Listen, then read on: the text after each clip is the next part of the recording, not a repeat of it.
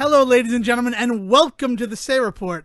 I'm your host, Devin Decker, fresh off adding a correction to the IMDb page for George of the Jungle 2, and joining me, my less than enthused host companion, Sejan Sarowick. I think that's the internet equivalent of running into a tree, so I think we're doing good there. Why didn't you tell me to watch out for that tree then? I'm sitting here, I'm at my keyboard, I'm all, oh! And you're not, and you don't have the common decency to say, watch out for that tree to me. No, man. It's because this movie said it enough for you. Every other fucking line. Actually, what this movie says is watch out for that. And very rarely do they give you the payoff of tree. It's the build, man. You know, like, you keep wanting it, and they won't give you that catharsis. But then at the end, they finally just release. Yes, they do eventually say it. But I feel like there's just so much, watch out for that, and then he just hits something. Because it's not a tree? Yeah.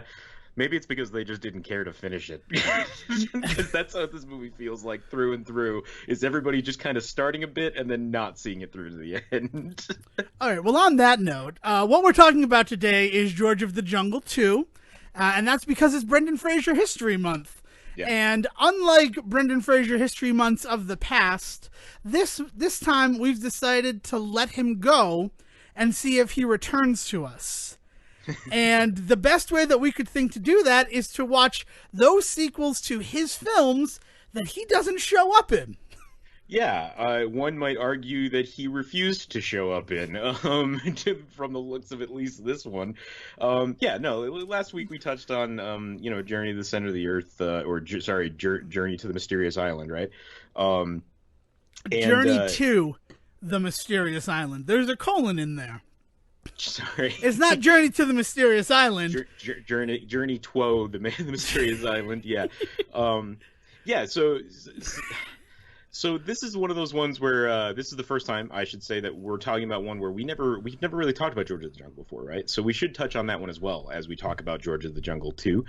There's no subtitle for this one, right? It's just George of the Jungle 2. No, it's not weird. George of the Jungle to Jungle. Which I'm surprised because it's Walt fucking Disney. Yeah. There's a thing that was the first surprise for me as I sat down to watch this double feature of George in the Jungle. Was that it's a Walt Disney film. Thank God I checked before I paid the money to Amazon to rent this, because both of them are available on Disney Plus. So when you're done with The Mandalorian and you need a cool down, George of the Jungle and George of the Jungle 2 is there. Yeah, man. And there's something to be said. Like, the Disney sequel is definitely something that we should talk a little bit about. The idea of the straight to DVD. It feels like they might have intended this one to go to theaters, but at some point pulled the plug on that. I don't know. I don't disagree with that. I was actually very surprised, even though I knew in like a far recess of my mind that this was a straight to DVD movie. Watching it really did feel like we're banking on this movie, because I think the most go ahead. The most thing that's evident of that is Disney very, very rarely lets a movie play with the title card. I mean the Disney card, you know what I mean? Yes. And you don't see that often. It does happen. I won't say that it doesn't happen. One of my favorites is like Pirates of the Caribbean has some phenomenal ways in which it plays with the Disney title card. But that it is reserved for their money makers. They're ones that are allowed to do that. And George of the Jungle 2, right off the bat, George going through the Disney castle is actually kind of hit me weird. I was like, oh my, they had some faith in this, didn't they? The exact note I wrote is special castle opening. Those are rare. Yeah. And so when it's George of the Jungle 2, oh my God. And the other reason why I believed this was meant for theatrical release is the never-ending joke of Brendan Fraser is not in this movie. Yes, the willing to acknowledge the actor from the first film, definitely one of the highlights of this movie for sure. And you're not wrong; it's never ending. I think they had beat in at least every 10 minutes. There's a Brendan Fraser joke. Well, the thing that my least favorite example of it, so it's sort of the one that proves that it was too much for me, is when they're shipping themselves back to In the crate. the Bukuvu in a crate, and it's a bigger crate and two, and I'm like, that's awesome. Like, that was a subtle, nice thing because of the next time George get bigger crate. And then there's the narrator saying, taking the advice of Brendan Fraser, George gets himself a bigger crate because he was cramped in the first film. And I'm like, okay. Who is that for? Like, well, and I think what you did, man, is you just picked out like a perfect example of the humor in this one versus the humor in one. Because I'm not gonna hide this for very long. I don't enjoy this particular film, and that's saying something because I very much enjoy the first one. Like, I would call it a true guilty pleasure of a film. I think in going back and trying to watch George of the Jungle again, I don't think I could watch it with like other people around. But like today, in front of my own computer, you sure as hell, I did watch George of the Jungle again, and I enjoyed it. But I do recognize that it's not a movie that I want to subject other people to. That is the feeling I have for the first one. The second one is one that I just can't. It hurt me to subject myself to it. Yeah, I can agree with that. Specifically, the first movie is wicked ambitious, and just like let's try to put a moratorium. Let's just try to talk about the first one for a bit, unless there's a natural jumping off point into two. Because let's give it that background. Let's give that background of that first Brendan Fraser movie. So 1997, right? Which is like a couple of years before Tarzan, right? Because I feel like Tarzan may have been 2000 or 99. Yeah, I could double check that while you talk a little bit more. But yeah, so it's Brendan Fraser. It's 1997.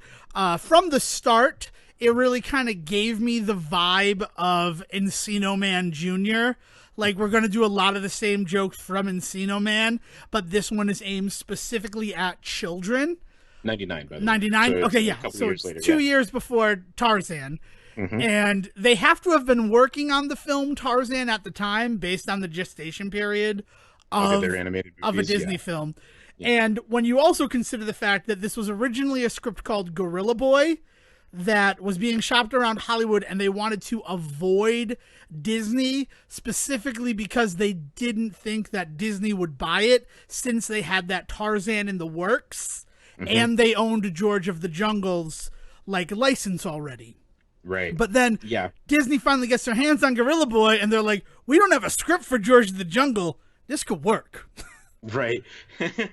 Yeah, so around that same time, you have the Rocky and Bullwinkle movie comes out, right? Years later, we end up with Dudley Do-Right. You get the impression that the guys that own the rights to that whole kind of universe, for lack of a better term, kind of at some point they pushed to get these movies all kind of out into the ether, right, into the Hollywood machine in some way.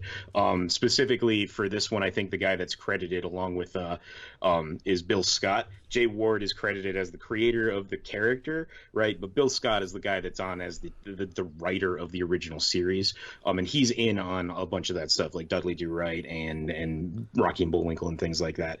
And so like that, there's a lot of pieces are falling into place in order for this movie to come together, and it does come together. It ends up being a rather small success, but still a success for Disney, right? It is one of those movies where a lot of people agreed that while it was not maybe Criterion caliber filmmaking, it was a time in the 90s in which we were kind of still okay with movies getting made just for the sake of like having fun. It's something I don't think we've ever gotten really back to since the end of the 90s. I agree with that 100%. Right. So it hit exactly when it needed to is what I'm trying to say. Yeah. This is the biggest example of the nostalgia disease that started for our society in the 90s. And I mean, I'm crediting it to the 90s, but, the 70s, they were all up their asses about the 50s, and the 80s, the 60s. So, like, it's a thing that occurred. It's not something that was new to the 90s. Sure, but it's something that in the 90s, it became a monster in the 90s. Yeah, like, let's put it that way. And we've never recovered from it. I feel like the ideal of the slacker, like, character and that belief that I'm not going to do anything, I'm just going to get my kicks off of those things that came before. This is one of the shining examples of when that touched every corner of our culture. Because these movies being made, and these movies essentially being made to be no better or grander than what came before, but to try to be one-to-one recreations, it was oddly humbling to watch this movie and think about where as a culture we've gone. You know, and maybe that's where the 2003 George of the Jungle 2 kind of suffers, is the fact that it is now 6 years later and we've now gone through some shit in this world, and that's just not the kind of entertainment we wanted in 2003. Right. For sure. Yeah. But the first one, so the first one's this great, very, very stock standard Tarzan Jungle Book style story. They find George in the jungle. They decide to bring him into real society. Hilarity ensues, and then he eventually has to go back to the jungle because he realizes that is where his home and that is what he loves. And there's something about the first one that I can say definitively is absent in the second one, and that is a love of that background, that history. It's weird because it's not real, right? Like, it's hard for me to talk about how it's really a loving story about like jungle life and the animals that are all present and all of this stuff. And it does love that idea, but much like Journey to the Center of the Earth is a real movie about a love of science, unfortunately the science in it is not something you can actually kind of depend on. Very much the same in George of the Jungle. It's a love of that kind of adventure living that really you can't really it didn't exist. Like, what we're talking about is like, nowadays we know better. It was colonialism. It was taking over. It was destroying that world. But we just love that idea of like the Robinson Crusoe family, right? Like the family in that situation, the adventurer in that situation that's stuck in the jungle and having to survive, becomes one with the jungle and the animals, right? And that heart is there in that first movie, and I feel like by the time we get to the second one, it's completely gone, and for good reason. Like that, like we don't want those stories anymore, but you can tell that everybody there is trying so hard to like grasp it, and they just can't because it just doesn't exist anymore. Yeah, in fact, I'd go as far as to say George of the Jungle 2, the gleam is off the rose. The honeymoon is over. Right. That 5-year itch has set in, and Ursula is ready to like go back to society. Like that's a big driving force of the second film. So you're not wrong. There is a real love of that type of environment. And like to the point that the film ends in the jungle, but it doesn't just end in the jungle. Like, it's not, I went to the city and then I realized I had to go back. The whole third act of the film takes place in the jungle, with Thomas Hayden Church coming back now as a minister from a cult that he joined, because sure, why the fuck not? And he's going to marry Ursula that way. So this movie, like I said, this film is ambitious, and that ambition for me stems from the fact that there are multiple antagonists. Yep.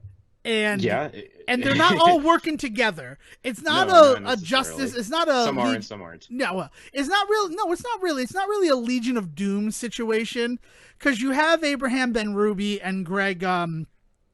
Crest Hut. Right, it's his last film. I feel bad. That's how you say his name. Yeah, but they're the Dumb and Dumber of this movie, right? Yeah. So harping back to something. But yeah, they are the bumbling sidekicks, and they do a fantastic job of being the bumbling sidekicks. But they are working for Church, at least in the beginning, right? Well, no, they're not. Really, they've agreed to be his guides out to the Bakuvu, but they have their own reasons for wanting to go there, which is namely to catch the white ape, which is apparently the most romantic thing in the world to Ursula. That moment was weird for me. Like, her eyes getting all big. With like, oh, there's a white ape out there, you say?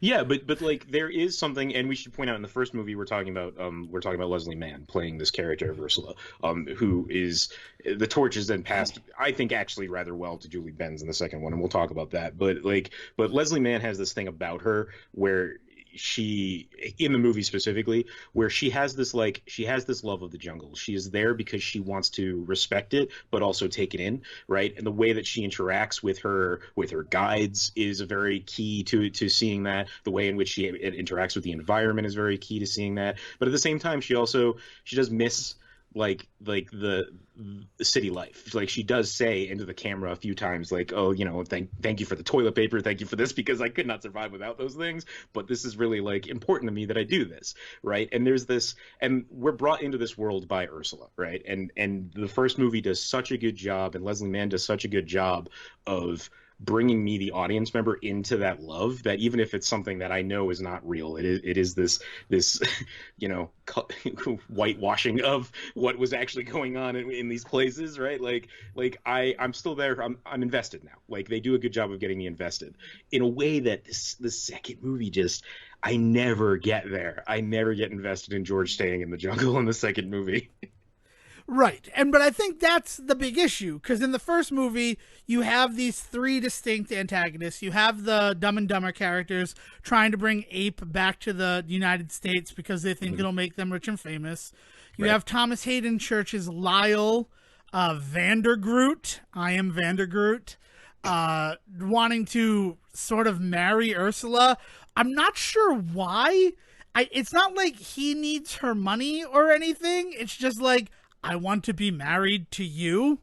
Yeah, I mean, it's a holdover from old adventure stories again, like that shitty idea of her as a prize and not as human. Right. Like, he just wants her because he wants to just own another thing, for sure. Yes, and that's something I'd love to get into for the deeper thesis that this film awakened in me. But that can be for after this. And then the last one is Ursula's mother, Beatrice Stanhope, who wants her to marry Vandergroot. And again, we're never really explained why, but we don't see her and Vandergroot working together.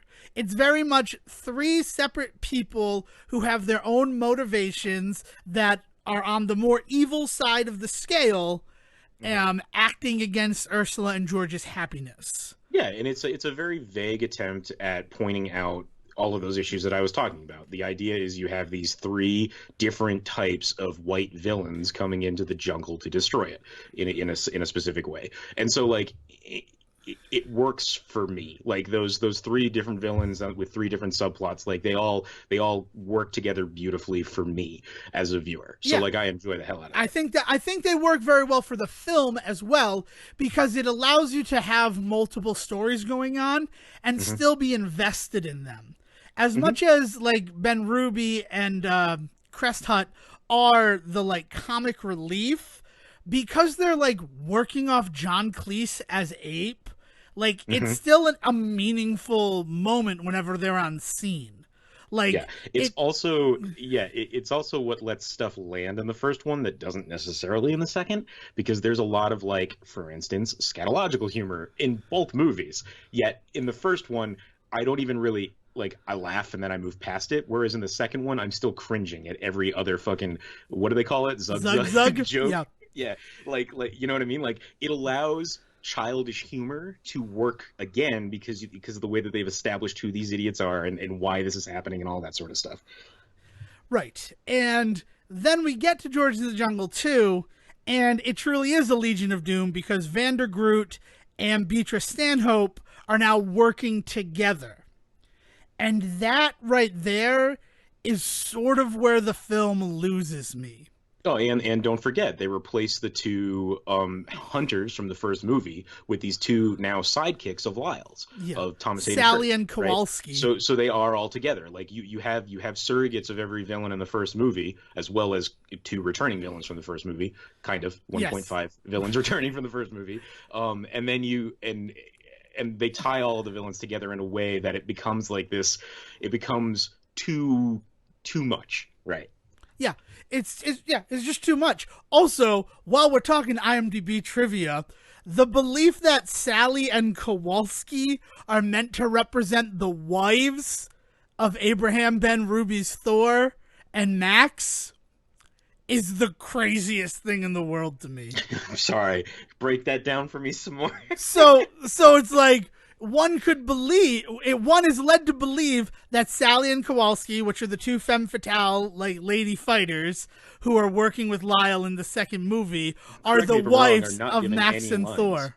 Oh, are they from the first movie? From the first movie, they're their wives after their husbands have left working with him. And I'm just like, there's nothing to support that. What an insane thing to say. And it's not even. It doesn't even make sense in like a fan fiction-y way, because like, why would they? Right. If these two guys are like, we're never working with that dude again, why would the wives be like, it can't be that bad? Also, we're badass fighter ladies. Yeah. It's just, and that's not even what I fixed on IMDb trivia. So that we'll talk about it when we get there. But yeah, I think that's a part where it loses me. But back to George of the Jungle, the first one, there's a moment in it, and to be fair, it's a remix of Shaggy's Mr. Boombastic, the Sting remix. I'm not sure why it's called that. It's got like Let's Get It On going on with Mr. Boombastic. And in that moment, I wrote down, I'm very happy I decided to devote my life to the study of Brendan Fraser. Because he's just on fire in that scene. Oh, yeah, for sure. I mean, in that whole movie, but yes. Yeah, obviously, and he has to be on fire that whole movie, because if he wasn't, then he wouldn't be Rick O'Connell in The Mummy. Like, looking at film history, his performance in George of the Jungle is what got him the role in The Mummy. And I should dial something back that I said at the beginning of this episode. From looking back on the history, Disney looks at George of the Jungle as a moderate success for them, and it's why they do greenlight this sequel. But actually, looking at the numbers now, it was a hell of a success. Yeah, do you know I saw the numbers on it? I don't. This is not one I didn't have time to look at the numbers. The budget is actually surprisingly small for a movie with so much CGI and puppetry work in it. It's $50 million in 1997 dollars. It made $174 million US. Wow. So So it's actually a hell of a success for them. I almost have to think that maybe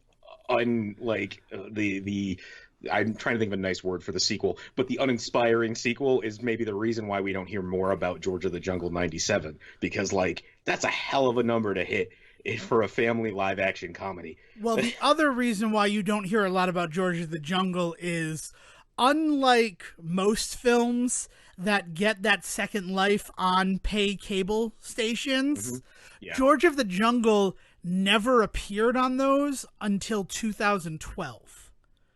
A deal was never cut to show George of the Jungle until like friggin' 14 years after it came out, which is unheard of. Yeah, and for all the Disney nerds out there, the director of the first George of the Jungle, we're talking about Sam Wiseman, who is the guy that brings us like D2 Mighty Ducks and shit like that, right? It is the kind of film that, like, again, in the 90s, like, I ate up. Like, it's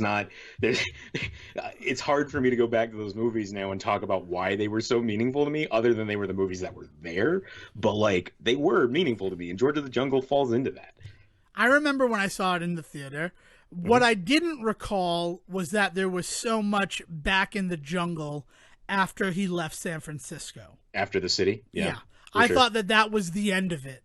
And I don't know why that's how it was in my head. I think it's because eventually when you did see it, or when they were marketing it after, because I only saw this one time in the theater. I remember it. It was back over when the Longhorn Steakhouse at the Warwick Mall was still a movie theater. That's where I saw this film. Man. All right. And yeah, like, they marketed it more as George of the Jungle comes out of the jungle. Right. So, and I think that's humorous, right? Like, that it's easy humor, but it's humor, right? It's the fish out of water story, and it's perfect for that. And I feel like it's such a humorous and easy joke that the second one just kind of goes for it again for a little bit, and it's kind of disappointing that that's where the second one chooses to go again. Well, the other thing is that it's Disney's bread and butter. Disney absolutely loves stories that take place in the jungle with an abandoned child. Like, just look at the pedigree. But also they love a fish out of water story. Yeah. So this movie checks so many boxes for the Disney pantheon of entertainment that it's not surprising that it actually appeals to people in 1997.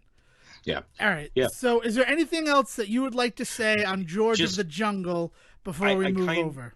I kind of mentioned it when I was talking about the budget-wise, like the puppetry and the CGI and stuff in it, but it's one of those movies that you go back to, and yeah, it's definitely aged in a way, but like some of the facial work on Ape is still really good, and like some of the CGI with a couple of moments with Shep was still really good. Like there's some pretty decent animatronic and CGI work going on in this 97 film too.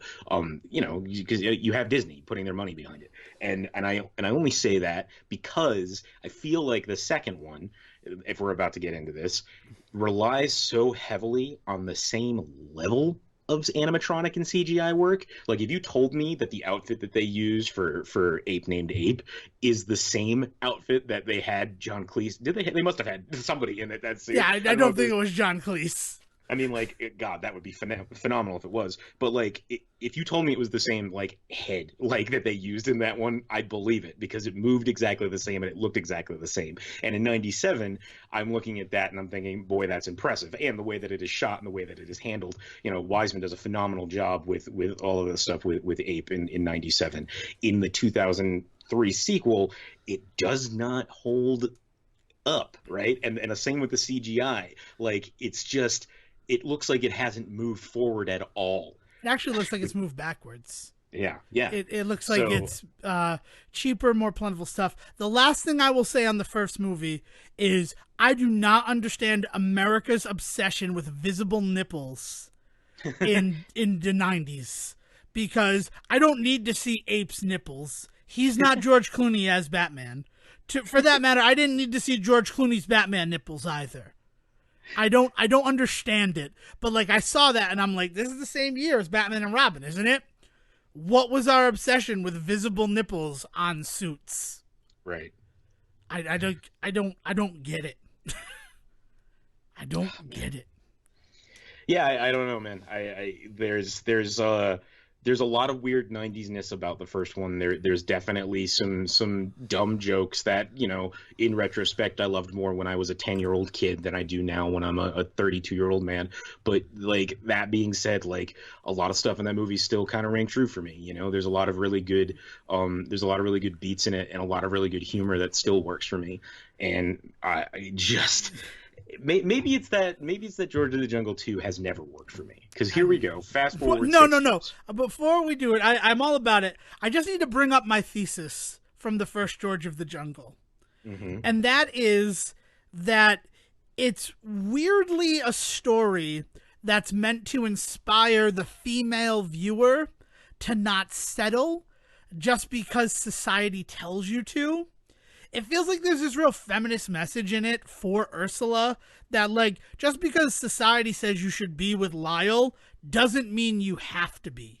You can follow your own hopes and dreams and be with the guy who actually makes you happy. Yeah, I don't disagree with that. I'm a little, yeah. So with that in mind, we should talk about the second one. Yeah, which is one of the biggest sins that the second one deals with is it throws so much of that stuff out from the first one. Some of that stuff with Ursula, the whole story about the hunters going after Ape to bring him into the real world and how they fail on that mission, and yet within like 20 minutes into the second movie, he's there. Well, I he's mean, on stage in Vegas. Like, so did you not watch the credits of the first George of the Jungle? Because that is a credit scene of George of the Jungle. No, I know, and it's fine as a tag, but like when you're pushing to me this whole concept and this whole idea, also you get this idea in the tag that it was Ape's, you know, desire to be there, that's a thing. Whereas, you know, in the second movie, you're really getting the feel that he is slave labor, right? Which is what he would have been. Yeah, go ahead. Not in the beginning. In the beginning, it's very much that Ape left the jungle to become a singer in Vegas, and then he was seduced by the city of sin. And that's where he became a gambler, playing cards with Kenny Rogers every night, which That might be one of my favorite jokes, though. That every time Kenny Rogers plays cards, he just sings the gambler. That joke is fine. The problem is that they didn't stick the bit. Like, they didn't stick to it. Like, they should have had him fucking like fold out or something and just like have to skulk away. I don't need him to constantly come back through the rest of this movie. Yeah, I mean, like, the payoff that they give you is Ape duct taping his mouth closed. And it's like, that's not enough. Like, it would be funny if the first time he's playing poker, he's like, you got to know when to fold them. He folds, and we never see Kenny Rogers again. End of joke. That's the end of the joke. That the constant Kenny Rogers is a bit much. And also, it hit weird, considering we lost him recently. Right. R.I.P. Kenny Rogers. Yeah, second movie had a lot of weird moments like that where you were just like, like everything short of a little Richie like showing up somewhere. Yeah, George of the Jungle 2, 2003. It's like they knew it was going to happen in 2020. Mm-hmm. It was a lot of weird Bader Meinhof. But yeah, you're not wrong though, because like Ape seems very happy in the jungle, and it does sort of seem like I'm just going for a little bit. But for him to still be there 5 years later. And to, like, constantly kind of hint that he maybe doesn't want to go back when George shows up. Yeah. Like, it's, like, a big part of, like, his character that he kind of doesn't desire to go back to the jungle. And it's just like, well, then this whole fucking thing was for nothing. If you wanted to leave anyway, like, what is the point of him fighting for you? And, like, it's weird. It's weird there's because also then the it begins fact this whole that conversation about agency and, like... Well, he lost money to Lyle. He Right. did lose his freedom to Lyle for 17 years, which, math alert... because I did it, because I was like, how much freaking money does he actually owe this guy in this game of poker? A Vegas singer currently makes a medium salary of $43,000 based on Salary.com's findings in April 2020. Like, per show or for the year? For the year. That's their salary. Oh, man. Okay. $43,000. So then I went to the Bureau of Labor Statistics and calculated what that would be in 2003 dollars. And it'd only be $30K in 2003. So Ape owes Lyle $510,000 if he owes him 17 years of servitude. Jesus. I feel like you could get some pretty hot money for a singing Ape, though. I'm just saying. Yeah, but that doesn't mean that money translates to Ape.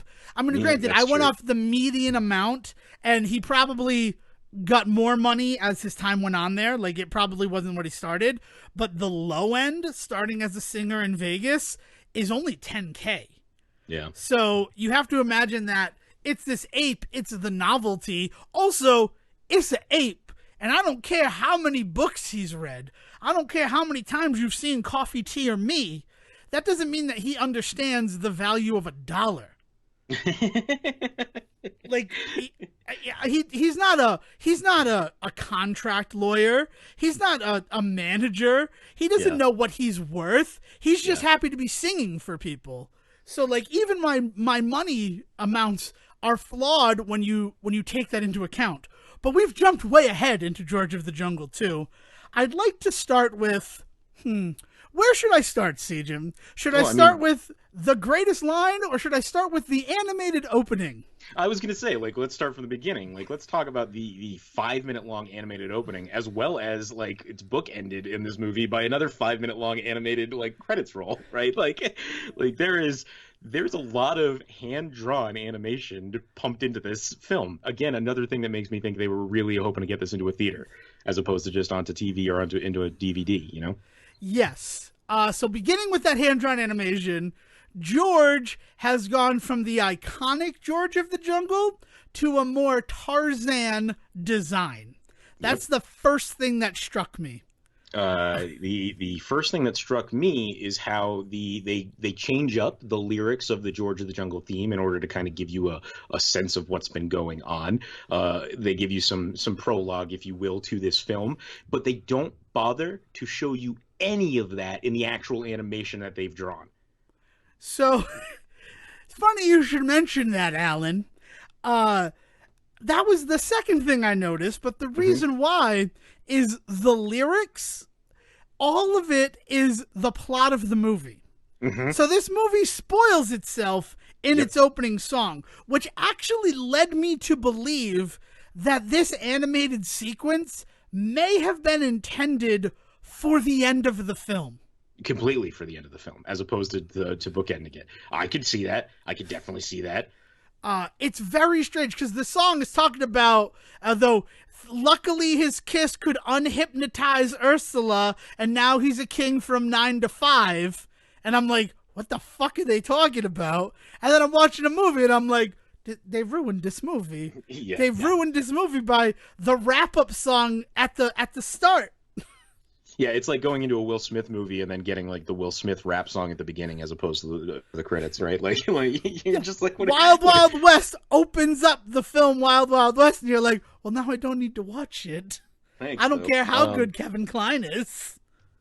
That's in all of those roles. But there's so I was sitting there the entire time, and having seen the movie before, it didn't even occur to me that it was giving away the whole plot. So I'm just sitting there, just like, okay, so if I wasn't actually listening, then I wouldn't get any of this. Do I need this to start the movie? But from what you're saying, no, I wouldn't need it. And you're right, actually. I don't think I would have needed any of that exposition, because it's not exposition. It's just plot development. It's a wrap-up. It is an end credit wrap-up song.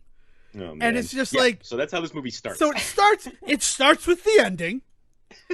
And as you're watching it, you're like, Thomas Hayden Church, what is he doing back? John Cleese, what is he doing back? At least I was doing that. I cannot speak for everybody else. Well, the John Cleese one, I was kind of like, I was wondering if he just has to call in and do his lines. So like, that's kind of an easier thing. Whereas like with Thomas Hayden Church, he does have to be on set, right? Except that 90% of the scenes in this movie are himself alone in an office. So he didn't really have to ever be on set for it. And it seemed like he was kind of just reading all of his lines off of cue cards. Like, and at some point in the movie, there's a joke about somebody doing it, and she was doing a more natural reading of cue card lines than it felt like Thomas Hayden Church was in a scene when he shouldn't have been. Agreed. Agreed is what I say. I don't have more. And I say this loving him in the first movie. I mean, I love Thomas Hayden Church in general. I think he's a phenomenal actor. I think it's a shame that we don't see more of him like more often, because I think the guy is actually like just fucking stellar. So knowing all of this, watching him in that first scene when we see him sitting at a desk on the phone reading his lines so unnaturally was upsetting to me. Upsetting. I won't disagree. It is, everything with him is upsetting in this film. In the second one. In the second movie, everything with him is upsetting. I hated the underwear bit. I feel like they played that so wrong when he was going through the loincloths with the two with Sally and Kowalski. Yeah, because I know their names. I'm going to use it. Yeah. And the joke was, the joke is that all of the loincloths are exactly the same, which is funny on like a reveal, like when they open it up, and it's funny when you first see it. But then the fact that they like go through every single fucking loincloth in there and point out how it's exactly the same was just, it drove me friggin' nuts.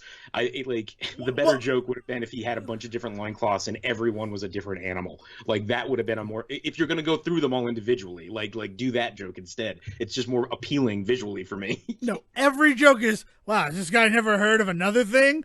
Maybe Ursula would want zebra stripe. I think the problem is that's him riffing, because the actual on paper joke is him handing them off to the other hench person.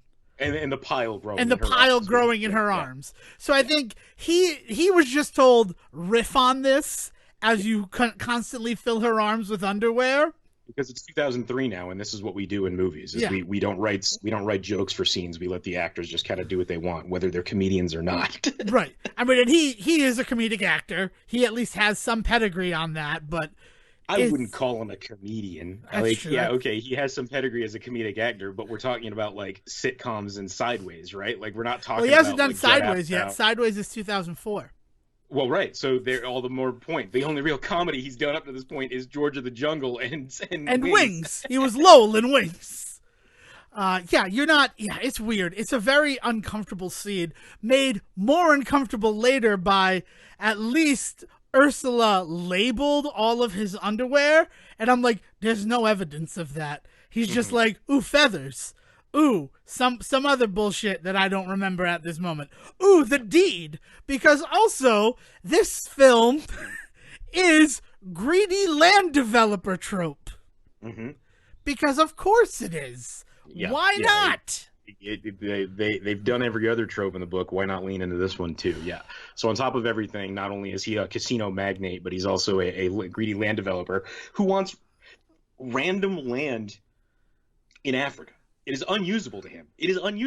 They don't talk about him selling the trees. They don't talk about him selling the animals. They just talk about him wanting the land. For what? What is he going to do with it? He's going to make like a ape preserve or a zoo or like a safari land. It's shown in one scene what they're building there.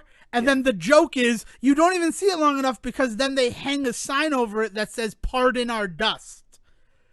And it's just like, what? And the reason why he wants it is specifically so Ursula does not have a place to live in the jungle anymore. Right. I'll bulldoze where she lives. Life. Yeah. So we have not even gotten to one of the key characters in this movie, and it ends up being kind of a MacGuffin, but George Jr. Oh, George Jr.? You mean the half man from 2.5 Men? Yeah. So we've got another 2.5 Men alum in this show. In this franchise. So Angus McFadden, before he goes all churchy on everybody, is in this. His name's Angus T. Jones. Angus. Oh yeah. Why do I? Who's Angus McFadden? That's a cool name. Angus McFadden is probably a much cooler. I wonder if that's the kid's name in Angus. Anyway, But yeah, Angus T. Jones is in this as George Jr. and they never quite nail what his whole hook is, because like on the one hand he's supposed to be a mini George and they show that he is kind of klutzy like George, but on the other hand he's supposed to be more suave than George. He's also kind of not into the whole jungle life.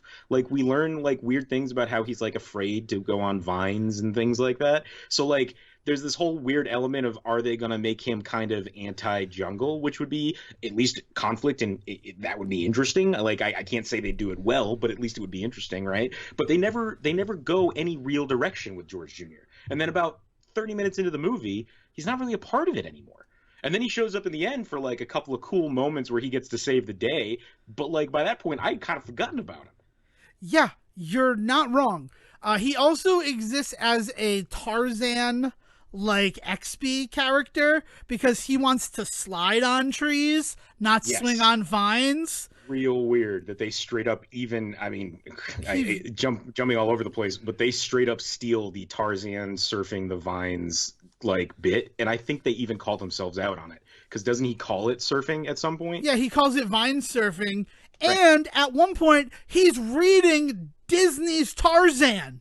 He's reading the big picture book copy of Disney's Tarzan. So they straight up steal from that movie. Like, it's not even a joke anymore. Like they try and make it a joke, and it's not, because you've just stolen this bit from this thing that was actually really cool in the Disney Tarzan movie, and you've made it nothing in this.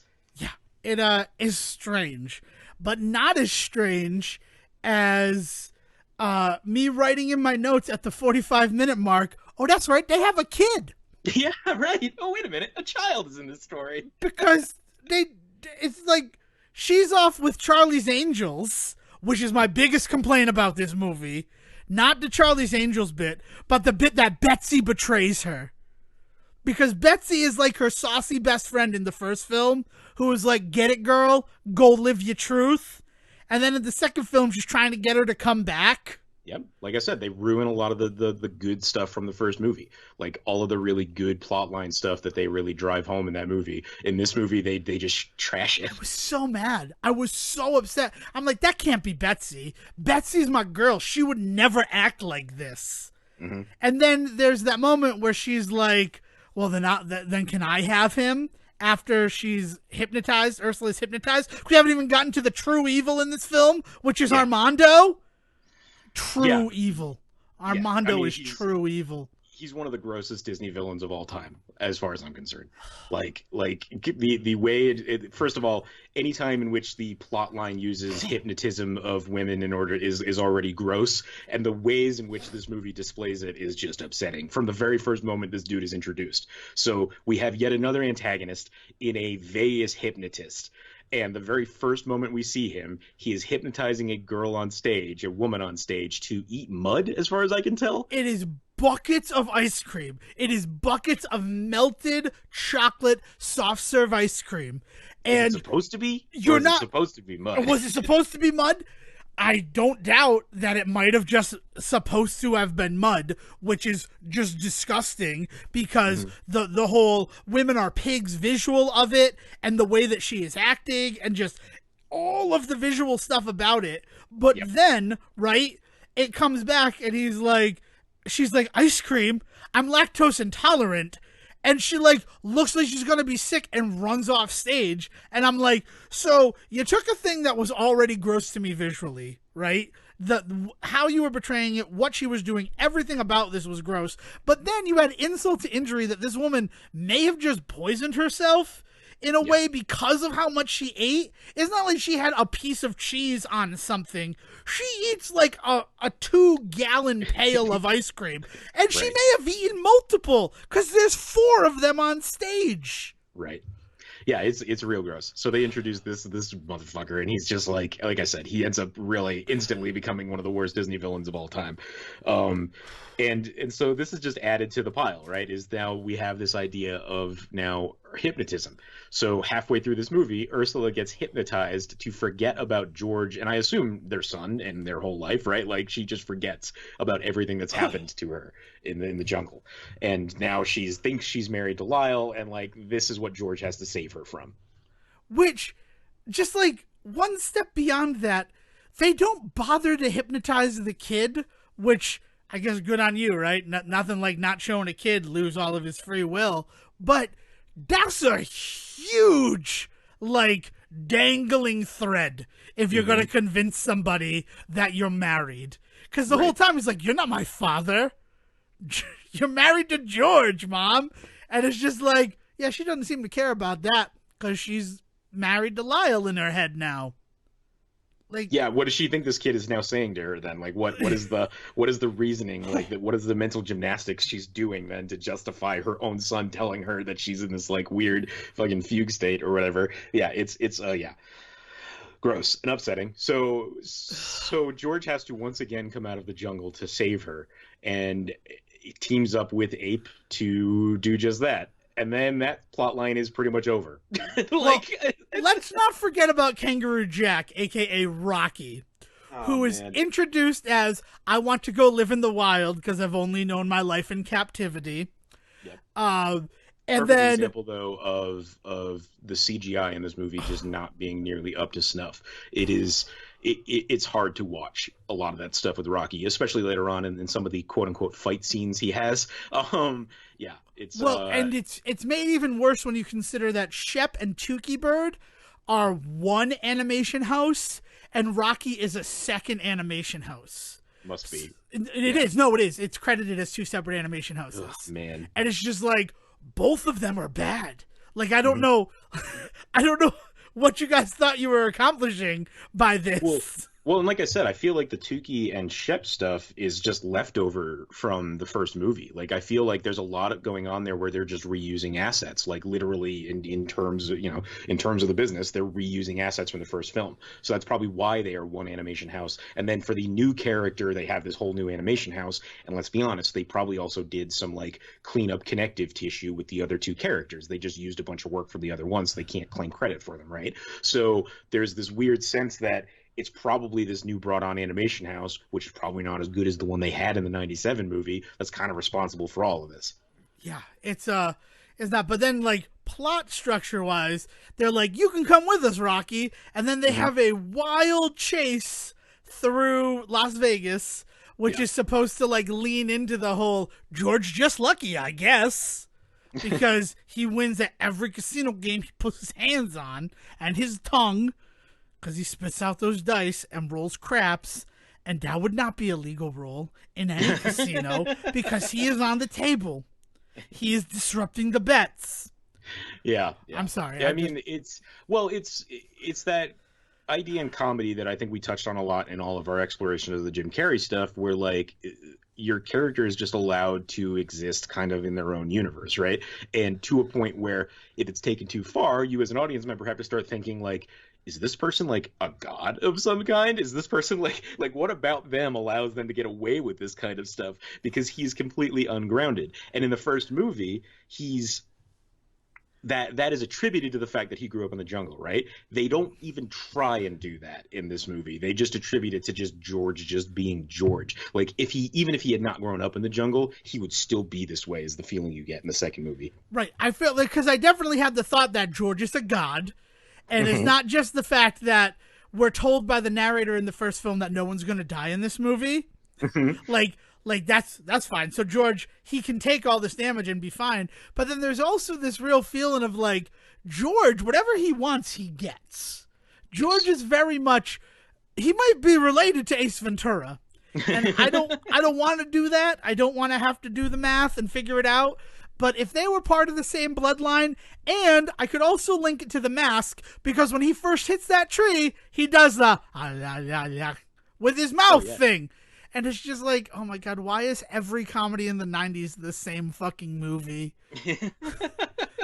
Yeah, man. Well, and so like all of this is attributed back to a lot of that stuff that they hide really well in the first movie. That it's really all the humor and the joke are all based on these really upsetting white man narratives going into the jungle, which are born out of the likes of like Rudyard Kipling, which we now know in retrospect had some really upsetting views on these forest and jungle countries, and like the ways in which people should be treated in them and the ways in which white people should be perceived within them, right? So they're all based on these really shitty narratives, and the first movie does this really good job of finding the humor in that, to the point of maybe even making fun of it sometimes, and like in a way that is warms my cockles. Like as a privileged white male, I find that I'm allowed to laugh at some of the stuff in the first movie, right? Whereas in the second one, there are things that are happening and things in which the ways that George is acting. I mean, even looking at Rocky the kangaroo, like the fact that he has always been in captivity and wants to live in the wild, well, that's great. But his version of the wild, like where he wants to go, his home that he wants to get back to, is not George's jungle. Like that's not his home. That's not where he's gonna discover himself, his true self. You know what I mean? Like, and there's this weird sense that like, oh, but he's in others, so he just belongs in this other world, right? Like there's only two worlds in this universe. There is the city and there is this jungle that George lives in, and that's it. And it's just like, that's kind of fucked up. And it's weird because he says this is Rocky, he wants to live in the jungle, he can come with us, and Ursula's like, but that's Australia. He can't live in the jungle. And it sort of is like, it feels like they're playing it like Ursula's a jerk because she's not letting you save this kangaroo from captivity. When it's like, no, she kind of got a point. Maybe we could help him get to Australia. We could call up Jerry O'Connell and Anthony Anderson. I'm sure they're not busy in 2003. But when was that animated direct-to-DVD sequel for Kangaroo Jack that came out? Unfortunately. There you go. And that's them in Las Vegas. And there the greatest thing ever, Kangaroo Jack singing "I'm Gonna Knock You Out" while he boxes that guy. God, it's still an awful movie though. Everybody remembers Kangaroo Jack talking, and I want to point out that actually only happens in a 5-minute scene in the first movie.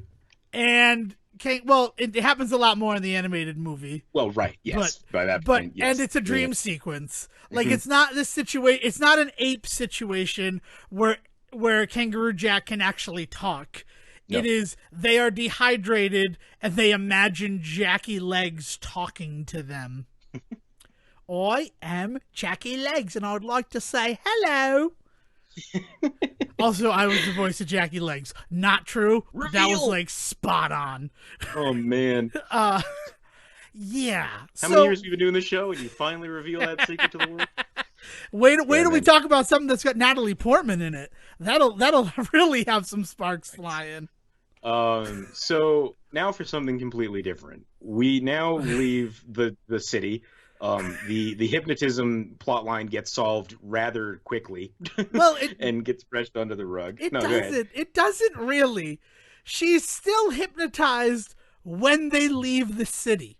Yes, and George's solution is one for the ages. No, what, to kiss her? To knock her out. Oh, to knock her out. Yeah, that's true. He kidnaps her. That's what he does. Okay, so going all the way back to George of the Jungle, right? And the scene where he fights the lion in the first George of the Jungle movie. I got real big Charles Atlas vibes from that moment. For sure. In as much as not so much Charles Atlas, but the Futurama reference to it, where the beach bully's like, "Oh no, man, you beat me up, and then you look good in front of your girl, and you slip me $50." Yeah, that's how this works, right? And it's like, I really kind of feel like George is in cahoots with that lion. Yeah. And then that's proven later on where the lion helps Marcel from Friends. I don't know if it's actually Marcel, but I'm fairly certain that it is. I also think that it might be the monkey both from the Mummy movie and from Back in Action. Nice. I wouldn't be surprised. It's the same basic monkey. I know that there are probably other animals working in Hollywood, but it's the same basic monkey. And monkey shines. But there's so there's definitely this feeling that they are working together with him. And again, they recreate that fight in the second movie, and it is not as good. So we've avoided this issue of the second movie that really bums me out, and that's that the animals can talk in the second movie. Mm-hmm. Why? I feel like it's just so they can get Michael Clarke Duncan to play Really Mean Lion. Yeah, and you get some other really good, like, well-known voice actors playing some of the other ones, filling in the gaps, like Trace McNeil and stuff like that show up as for like one-liners. Yeah, she's the tiger. Right. Yeah. There's some a bunch of names like that you'd recognize in the cast list, but don't get too excited. They literally show up for like 2 or 3 lines for these animals. Was there a mistake in this movie? I feel like there was a mistake in maybe it's like a bad copy on Disney Plus or something, but they said, like, the joke is the narrator says they're all going to speak so that you as humans can understand them. Then they say a couple of lines, and then the narrator goes, "Oh, but don't worry, we'll also subtitle them so that the animals can hear them too." And I'm expecting then subtitles of like roars and burps and all that shit, which would have been honestly a pretty funny visual joke to have the animals actually speaking English, but then put in the subtitles in an animal language, and it never happens. So what's the joke? I don't know. I was curious about that as well. They definitely switched the subtitling on the Disney Plus version because I can't imagine that's how the guides were subtitled in the first film. Font alone was weird. Yeah, it's very closed caption on Disney Plus, so I'm not sure. And it could be a situation where if subtitles are on, then that stuff for the animals comes out as that thing, but then that would be real rude to those people who are actually hearing impaired. Yeah. Because then they would only think that these animals are roaring and stuff, and then it's like, hey, pat on the back, we got one over on the deaf viewer. Like, yeah, there's a weird, so there's it's definitely a weird moment disconnect. Where, yeah. Oh man. So yeah, there's just a. So that we find ourselves on our way back to the jungle yet again in the third act of this film, which is wrapping up the whole evil landowner storyline, tied in with the marriage and all that sort of stuff, and they try and put a nice bow on this film. The final fight scene of this movie is just like uninspiring. There's not enough build up for it. I think that's what it is. It's not a build up to nothing. It's no build and nothing. So, well, there is the St. Crispian's Day speech from Henry V. Yeah, that's changed for the jungle, which is weird.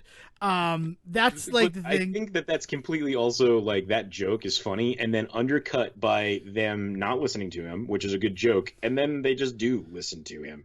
Yeah, it's like the narrative justification is stupid. The narrative justification, I mean, that's the last thing I have in my hat, so I want to make sure we've exhausted everything before I reveal the true secret of George of the Jungle and George of the Jungle 2, and see where you fall on this belief of mine. Okay. And it's pretty crazy. So I will say they get points, not just for that crate joke. If they hadn't pointed out that it was a reference to the first movie, I would have been all over it. Mm-hmm. The fact that Shep is the one wearing the sneakers the second time around, and nothing shows how little they have fallen. Then in the first movie, they are Nike Airs, and in the second movie, it is New Balance 530s. Yep. Yes. Yeah. Emblematic, to say the least. But I did appreciate like those weird callbacks to the first movie, and those are the reasons why this film may be the greatest sequel ever, because it just makes these callbacks to the first film that are inspired in a way that I was not expecting at all. No, I mean, I think that what makes the first movie work for me still is that it's very smartly written. And the second movie has a lot of that in its blood, which is kind of what makes the stuff that doesn't work all the more disappointing, is because there are those really smart moments where they do call out into the second one. And again, it all leads to me believing that this was really intended for a theatrical audience. Like the fact that they acknowledge the first one as much as they do, and they do a really good job of leading you back to it time and time again. Like, they really wanted to create a universe in which you were a George of the Jungle fan. Like you wanted George of the Jungle 3. And it doesn't work. So it just makes it sad when it doesn't work. Right. This is the exact opposite from Journey to the Center of the Earth into Journey to the Mysterious Island, where if they could freaking neuralize you from Men in Black, that Journey to the Center of the Earth even exists, and still get you to come see Journey to the Mysterious Island, the studio would do that. And in fact, they kind of wanted a lot of people to do that. Yes.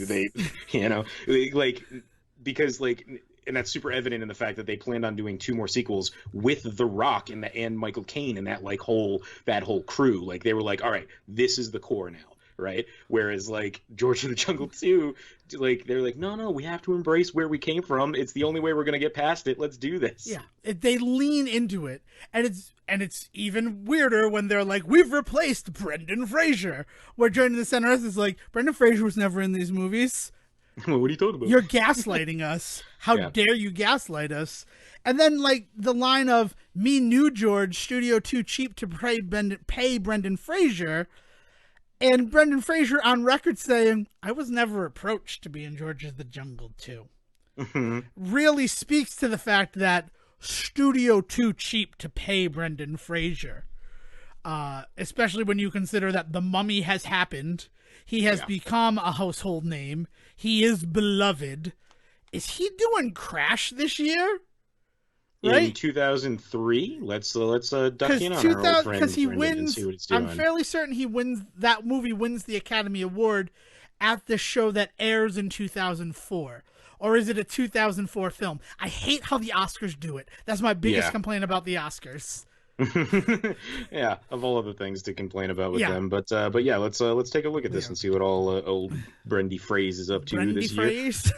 Yeah, let's see. Because I know he does Back in Action, because it talks about the fact that even if he had been approached to be in George of the Jungle 2, his IMDb headshot is so sexy.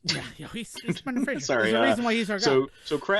So Crash is 2004. Let's just double check and see if anything was coming out in the meantime. But he was doing a lot of work on Scrubs, and Looney Tunes Back in Action was this year. Yeah, so that's the thing. He said he was too busy with Looney Tunes Back in Action to have been in this George of the Jungle sequel.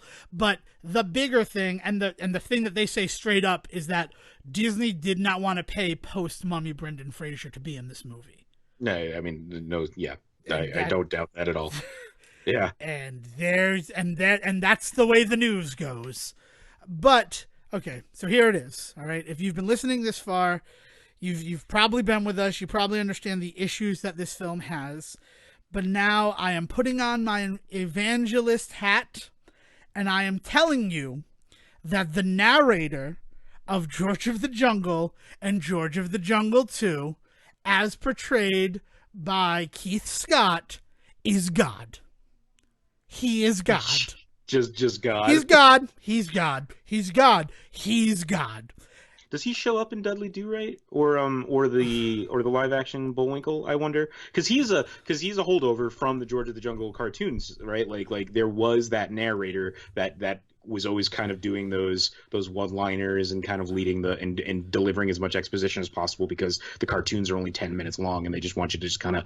Also, you may not have been watching the last 2 episodes, so you might not know where Rocky is in this. You know what I mean? Like,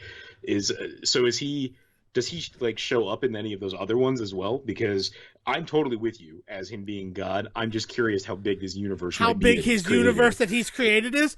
I honestly don't know. I know for a fact that the George of the Jungle cartoons, it was a lot of the time, the reason why things worked out for George of the Jungle was because the narrator would be like, luckily, and it was like, and it's like George hits these trees, not because he's a bit slow, which was my initial hypothesis, not because he's distracted every time he hits a tree, but in order to keep him humble. This is the way that this god has found to make sure that George doesn't get too big for his britches, that George never wants to eat from the tree of knowledge, is by constantly causing him physical pain while doing something that he, by all accounts, is pretty damn good at. Like, he swings on those vines upside down, and it's just like, but occasionally he hits something. And he is fine. The only thing bruised is his ego, but that's enough to keep someone in line. He does straight up show up in The Adventures of Rocky and Bullwinkle as the narrator, by the way. As Keith Scott again? Yes. He also is the voice of Bullwinkle. Did not know that. Okay. So that leads to further questions. If maybe George of the Jungles is just the rambling of a graduate of What's the Matter You? Oh, man. So I don't know. I don't know about Dudley Do-Right. I imagine so, because like that was one of the big things about those cartoons, was they wanted to keep you constantly engaged, and that's where the narrator role came from. Yeah. It was not like the Looney Tunes stuff where you'd have silence and it just be music. Because I don't know. I mean, I know that's why I can't binge watch Looney Tunes, because I get sleepy. Yeah, I'm not engaged the whole time. Well, and you know, the idea was back in the days of Rocky and Bullwinkle is they're serialized, right? And so the other important part of the narrator is like I said, like, you literally might have not been watching for the last 3 days, so you don't know what the hell's going on in this episode. But they are actually very well connected stories, so you needed that character to actually fill in the blanks a lot of the time, like you did in all of those old serials.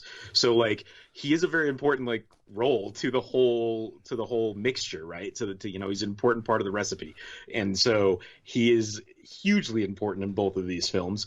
And so yeah, I don't doubt for a second that he could be seen as some like I was thinking you were gonna go like the Alan Tudyk in Doom Patrol route of like he has a kind of a more malicious intent over the entire thing.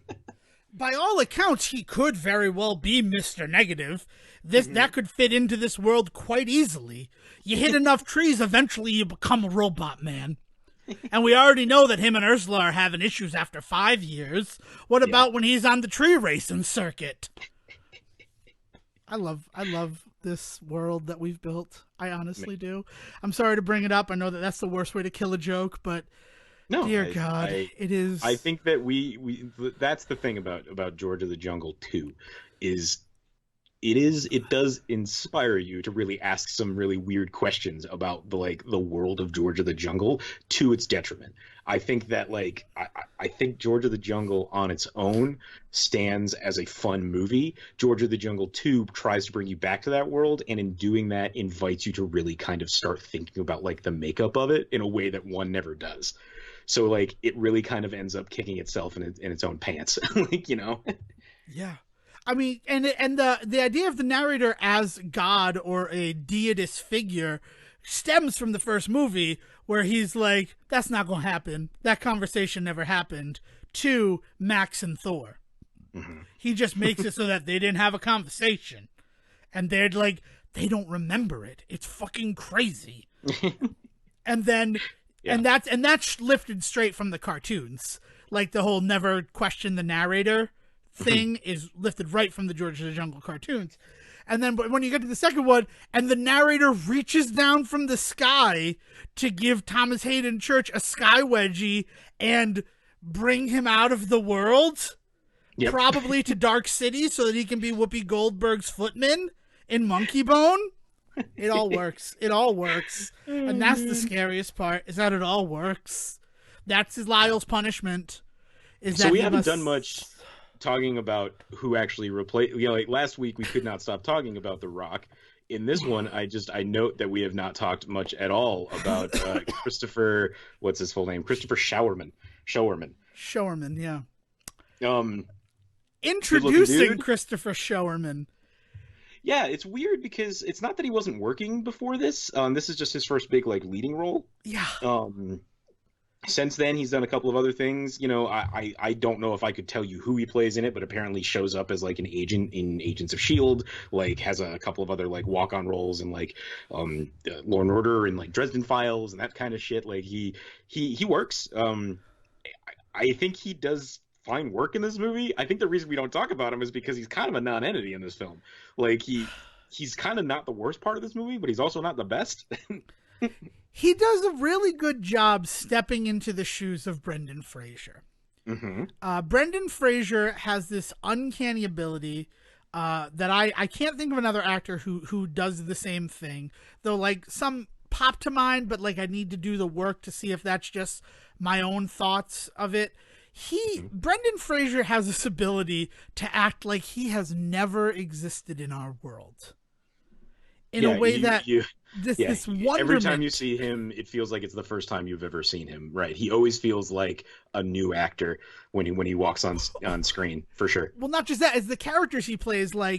To be so impressed by San Francisco, and we know that he can do that because we've seen him as Link in Encino Man, right? Mm-hmm. We've seen him not understand the modern world before.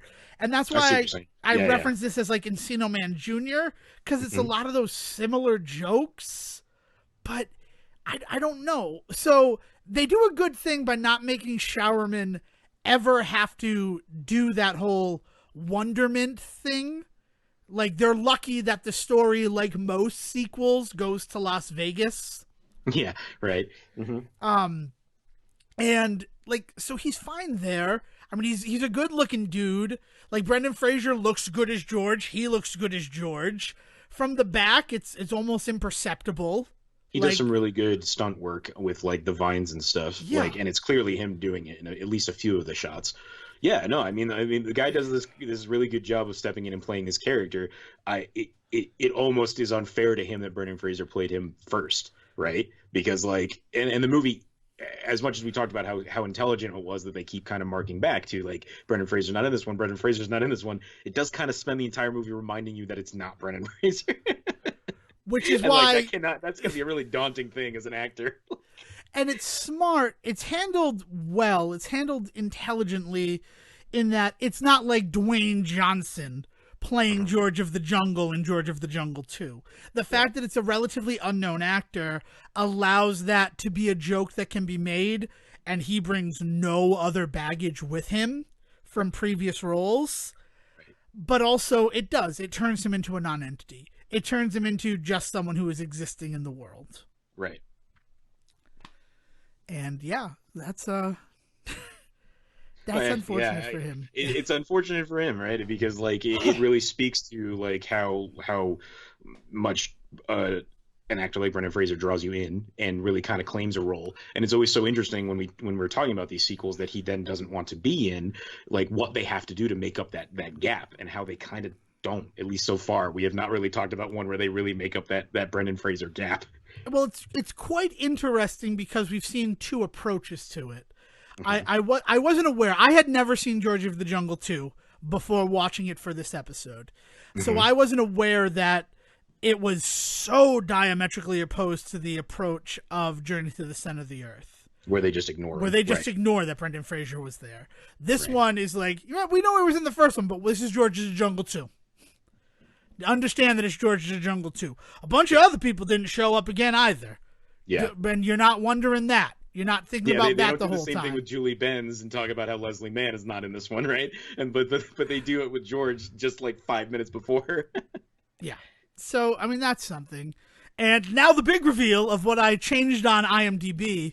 The original credit in the trivia was Thomas Hayden Church, John Cleese, Kelly Morocco, here credited as Kelly Miller, and Keith Scott are the only actors to reprise their roles. That's a lie. Because Abdullah Ngam and Lydell M. Cheshire show back up as guides. Yep.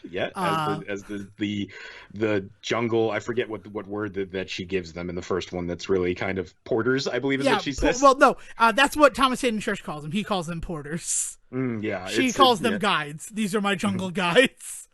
And he's like, Porter, and he snaps his fingers just to show you that there are no good Lyles. If there's a good Lyle out there, I'd love to hear from you.